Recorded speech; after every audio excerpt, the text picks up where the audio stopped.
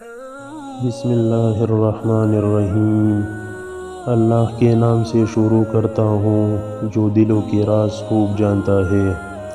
ناظرین، آج کا ہمارا واقعہ 400 سال تک مسلسل تلاوت کی ہے۔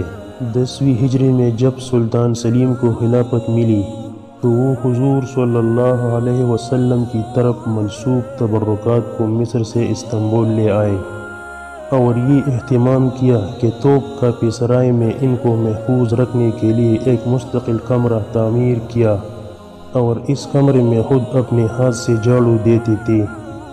اس کے علاوہ اس نے قرآن حافظوں کو مقرر کیا کہ وہ 24 گھنٹے یہاں تلاوت کرتے رہیں۔ حافظوں کی ڈیوٹیاں مقرر تھی اور ایک جماعت کا وقت ختم ہونے سے پہلے دوسری جماعت آ کر تلاوت شروع کر دیتی۔ اس طرح یہ سلسلہ بعد کے خلفاء نے بھی جاری رکھا۔ اس طرح دنیا میں شاید یہ واحد جگہ ہے جہاں 400 سال تک مسلسل تلاوت قرآن ہوتی رہی اور اس دوران ایک لمحے کے لیے بھی بند نہیں ہوئی۔ خلافت کے خاتمے کے بعد یہ مبارک سلسلہ بھی موقوف ہو گیا۔ قرآن پاک ایک ایسی عظیم اور بابرکت کتاب ہے جو رہتی دنیا تک کے انسانوں کے لیے نجات کا ذریعہ ہے۔ محترم ناظرین، میں امید کرتا ہوں کہ آپ کو میری یہ ویڈیو پسند آئی ہوگی۔